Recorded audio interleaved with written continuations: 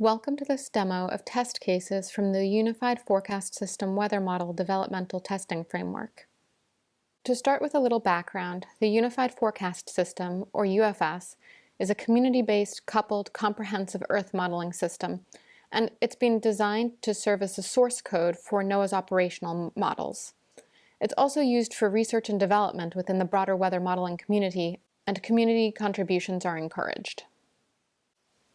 The weather model itself is a prognostic model for short and medium-range research and operational weather forecasts. It is based on the finite volume cubed sphere dynamical core, which is the computational part of the atmospheric model that solves the equations of fluid motion. In addition to this atmospheric component of the model, the UFS weather model includes ocean, wave, land, aerosol, and sea ice components, as well as mediators, also called couplers, which allow the components to share information between each other. The weather model uses the Common Community Physics Package, or CCPP, for interoperable atmospheric physics, and it also includes stochastic physics capabilities, which apply randomized perturbations to certain physical parameters of the model to compensate for model uncertainty. There's an inline post-processing capability provided through the Unified Post-Processor, and there's a regression testing framework to ensure that key functionality is preserved when innovations are added to the model. While regression testing is a crucial component of testing any system, the UFS is working on developing a hierarchical testing framework. This goal supports the desire to implement hierarchical system development, or HSD, within the UFS. With HSD, there are multiple entry points into development at both the component and system levels, so that users and developers can focus on improving elements of the system that are most interesting to them. This testing can occur at multiple levels of complexity, so it can include unit testing, component integration testing, all the way up to full regression testing. It includes both operationally relevant and idealized configurations. So for example, developers interested in atmospheric physics might use the single column model to turn on or off certain physics parameterizations to test them in isolation and more easily identify systematic biases. Similarly, an idealized aquaplanet case with a water-covered Earth could be used to compare atmospheric general circulation models. Often the goal is to isolate particular functionality to examine more clearly how it works, and from there to improve it. In this demo, we're going to be examining two test cases, a baroclinic wave case and a case study based on convective available potential energy, or CAPE. But before we get to that, I'd like to point users to resources that may be helpful when attempting to replicate the steps provided in this demo. First, of course, is the GitHub repository, which contains the code for the UFS weather model. It's publicly available for anyone to download. From here, the UFS weather model user's guide is probably the best place to go. It has the most updated information on how to run the regression testing suite, as well as an entire chapter dedicated to the cases I'm going to demo today, here under the Hierarchical System Development Cases chapter. That said, development is ongoing, and sometimes documentation is slightly behind where the development is. And this is why the repository's GitHub Discussions feature is also incredibly useful. You can ask your questions there if you run into problems, and we'll get you connected to someone who can provide an answer, usually within about 48 hours. If you happen to find a bug in the system after communicating on the Q&A forums, you can report these via the UFS Weather Model GitHub issues. For those who are curious about the technical and scientific details of the FV3 dynamical core, there's technical documentation and an FV3 scientific description available. Beyond that, we have resources linked from the weather model page on the EPIC website. We also have a lot of the resources linked on the GitHub wiki. And finally, if you're looking for data, you can access data in publicly accessible data buckets. The weather model RT bucket contains regression testing baselines. And then there is a hierarchical testing framework, or HTF, data bucket, where users can download data required to run the cases I'm about to demo. The first case I'm going to show you is the July 2020 CAPE case, which is an atmosphere-only forecast at C48 resolution with 127 vertical levels. It's set to run a 24-hour forecast starting from July 23, 2020 at 0Z, using the FV3GFS version 16 physics suite and default values from the weather model's default var shell export FV3 version 16 function. It's worth noting that the original July 2020 CAPE case explored biases in the Global Forecast System, or GFS, version 16, which were causing low convective available potential energy, CAPE, predictions during summertime. Current biases may have shifted based on the improvements to the UFS weather model and its subcomponents since the original case study, but users can still benefit from running this case. It's a great way to acquaint yourself with the UFS weather model and how it works, but also users can expand upon the research already completed. For example, you can experiment with different initial conditions, a coupled land surface model, or other factors to explore elements that improve or worsen CAPE bias. You may also want to expand your research to include other similar configurations for different warm season cases. The second case is a baroclinic instability case based on a test outlined in Jablonowski and Williamson 2006. The Weather Model User's Guide describes this case in more detail, and of course, users are encouraged to read the Jablonowski and Williamson article. But to summarize, the test is designed to evaluate the accuracy of various atmospheric models in simulating a baroclinic wave, which commonly forms in the northern hemisphere and influences weather patterns. The test assesses how well dry dynamical cores handle air movement and temperature changes in idealized conditions. In the UFS weather model, the idealized baroclinic wave test case is an atmosphere-only, dynamical core-only forecast run at C192 resolution with 127 vertical levels. It uses default values from the weather model's export FV3 function, along with default values for a tiled grid name list from the export tiled function. These initial values are set in the default vars shell script. The test is set to run a dynamics-only 24-hour forecast from December 3, 2019 at 0Z, but it's recommended that users modify the case to run it as a 5 to 10-day forecast, which I'll show you how to do in the demo. This ensures that users will be able to see the baroclinic wave develop starting about 120 to 150 hours into the forecast. Ideally, users should compare the results of this forecast with results from other dynamical cores to analyze which dynamical cores perform better and in which ways.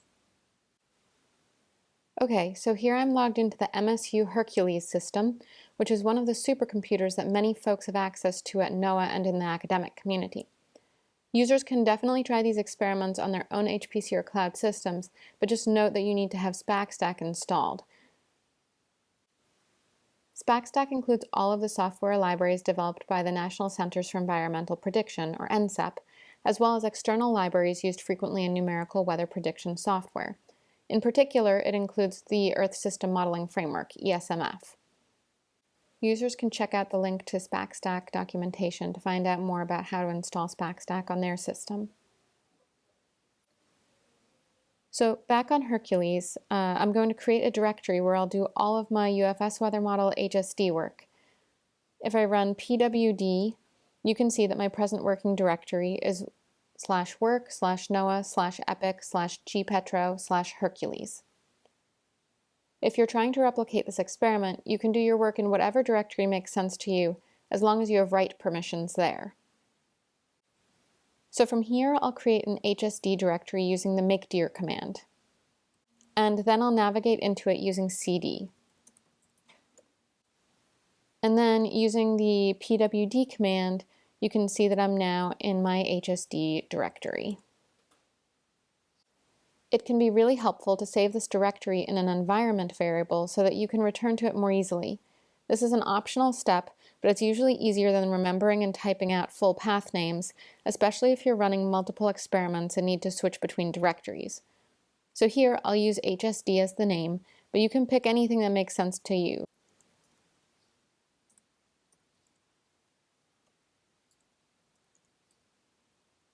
It's important to note that the backticks around pwd are backticks, not apostrophes. The backticks are usually located right below the escape key near the top left of the keyboard. To see whether this worked, you can run the echo command and access the newly saved variable with the $sign like this. That should print out the directory path saved in HSD. Note that these steps are not required. You can choose to do your work in an already existing directory if you prefer, and you can choose not to save the path to your working directory in an environment variable. But I do find that this helps me to keep track of my projects better by having a separate directory, and then to access those projects better by saving the directory paths in an environment variable. Before we can do anything with the weather model, we need data. Data for the HSD cases is already staged on the NOAA Tier 1 platforms at the input data route locations listed in the baseline setup YAML file. However, users on any platform can download the data directly from the HTF data bucket using wget, and that's what we're going to do in this demo.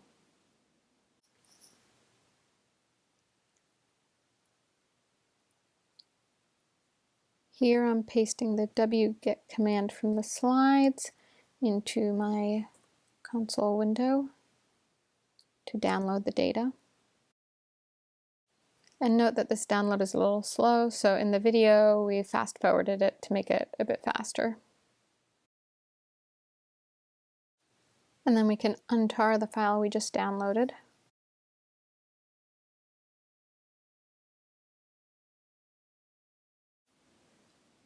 If you want to take a look at the data, you can use the ls command to list out the files, and then you can cd into the HSD input data directory to see in more detail what data is there.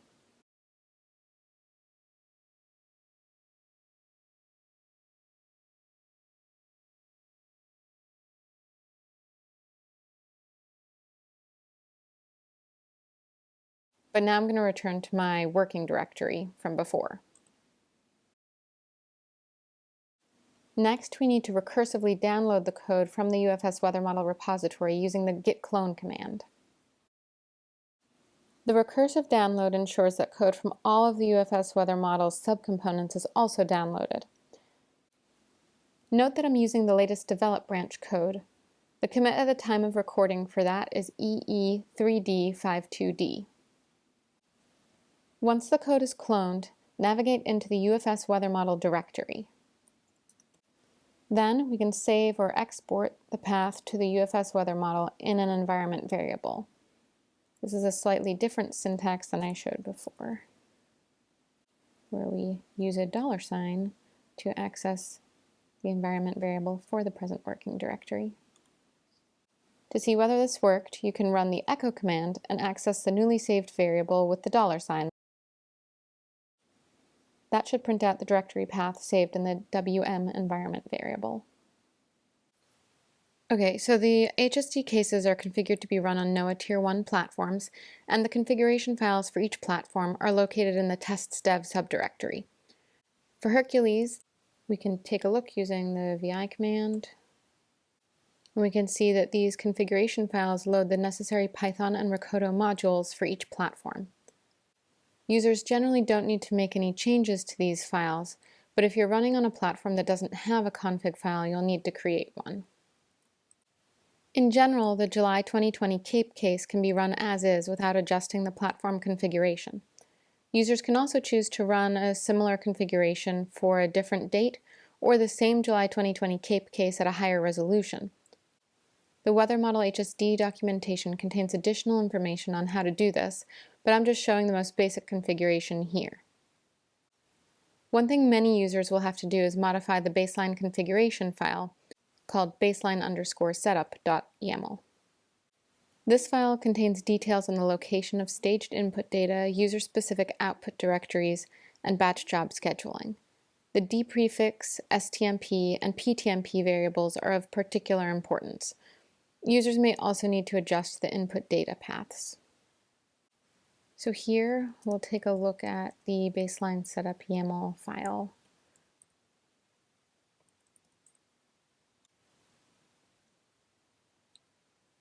So on my system, I'm going to scroll down, and I'll adjust the prefix to correspond to my HSD directory.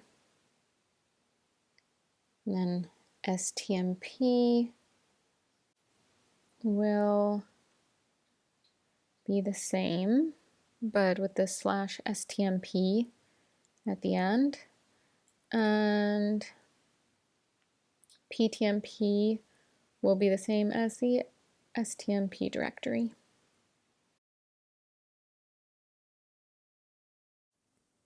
If you're not running on a Tier 1 system, you'll need to change input data root to point to the input data 2024-0501 directory from our HSD data download from earlier. Since I'm working on Hercules, I could have just left it as it was, but for the purposes of showing users how to do this, I've changed the input data root to point to the data that I downloaded. And I'll use the WQ command to write and quit the file. That will save the changes. So after updating the baseline setup YAML file, we can run the tests from the tests.dev directory using the UFS test shell script. So we'll want to navigate to that directory. Then we can take a look and see the UFS test shell script there. To run the script, we need to include an account name with the A flag and a case name and compiler type with the N flag. The first time we run a case, it's important to include the S flag too, because this syncs scripts from the weather model tests directory to the tests.dev directory. We also need the C flag unless the baselines for these cases are already staged in the weather model regression data locations on our machines. This is generally not the case at this time. And then users can select a workflow manager using the E flag for Ekflow or the R flag for Rekoto. And lastly, the K flag will tell the system to keep runtime directories after test completion. So now we can enter the command here. I'm using Epic as the account where I can charge my computational resources, the S flag to sync the scripts between tests and tests.dev, the C flag to create a baseline, the K flag to preserve the run directory after the forecast finishes, and the R flag to use the Rekoto workflow manager. And lastly, we need the name of the test with its compiler type.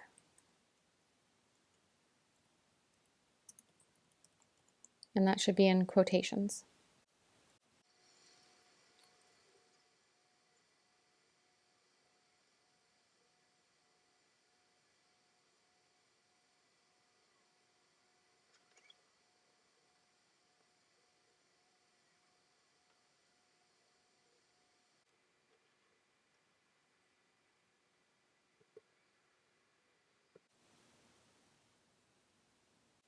When the test case finishes, users should see console output that includes a success message like the one here, where it says regression test result, success. Users can also check the run directory error and output files using the tail command, usually from a different login window if the test is still running. Right now, the test is complete, and we are in the tests.dev directory, so we can navigate to the 2020 Cape Intel run directory.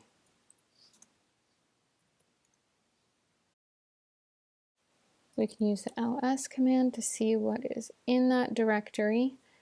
And we can see that there are ATM-NC files, one for each 6th forecast hour. And the same for the surface NC files. There is one for every 6th forecast hour. You can also run tail error to see the end of the error log. There's not too much here. We just see that the model ended, or the run ended. We have to press Control-C to exit that and get our command prompt back. And then tail with an N15 out, which will show us the last 15 lines of the output file. And this will show a resource summary if the test is complete. And then once again, we Control-C to exit. And with that, the basic 2020 CAPE forecast is done, and we can move on to the Baroclinic Wave case demo. Normally, if users are running the Baroclinic Wave case from scratch, they would need to download the data, clone the UFS Weather Model code, and modify the baseline setup YAML file, just like we did for the July 2020 CAPE case. Since we already did this for the CAPE case, we can actually move on directly to configuring the baroclinic wave case.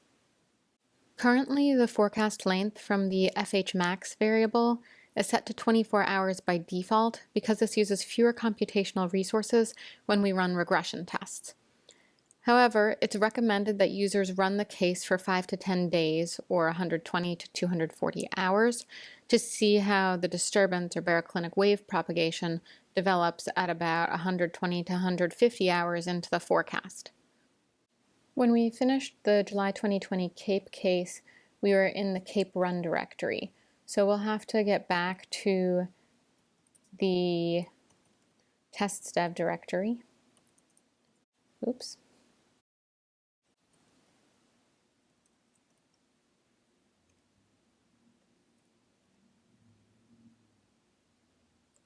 From there, we can navigate to the test cases directory, which holds a series of tests, including the baroclinic wave test. We can see that here. And then if we open the baroclinic wave file, we see a whole list of variables here, including this output forecast hour. So we can go ahead and add our export statement for the FHmax variable, which will indicate how long the forecast should be. We want to override the default of 24 and make it 150. Then we need to update the output FH string here to include every 6th forecast hour all the way up to 150. And with that, we can write the changes to the file and quit. Now that we've made these changes, we can run the case using the UFS test shell script again. This time I'm using most of the same options but changing the name of the test to baroclinic wave intel. Oops, I need to get back to the tests dev directory before I can run the script.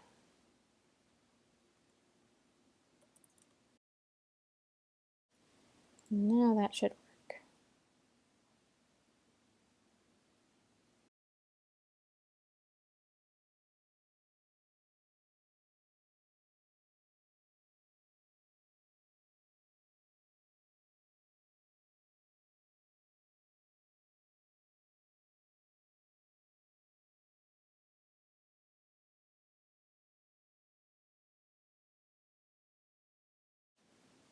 When the test case finishes, users should see console output that includes a success message like the one here. Regression test result, success. Users can also check the run directory error and output files using the tail command, usually from a different login window if the test is still running. Right now the test is complete and we're in the Weather Model tests dev directory. So we can navigate to the baroclinic wave intel run directory.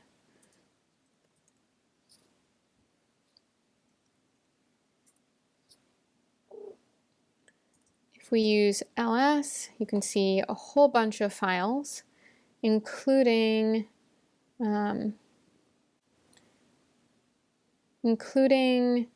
some ATMF and C files, one for every 6th forecast hour, as well as corresponding surface NC files, one for each 6th forecast hour. You can also run the tail command, tail-f error, to see the error log, or the end of the error log. And then you'll need to Control-C to exit that. You can run the tail F and 15 out command to view the last 15 lines of the output log, which should show you a resource statistics summary. And with that, the basic baroclinic wave forecast is done. Users are welcome to change parameters on their own, maybe try a longer forecast, and just experiment with these HSD cases to see what you can learn.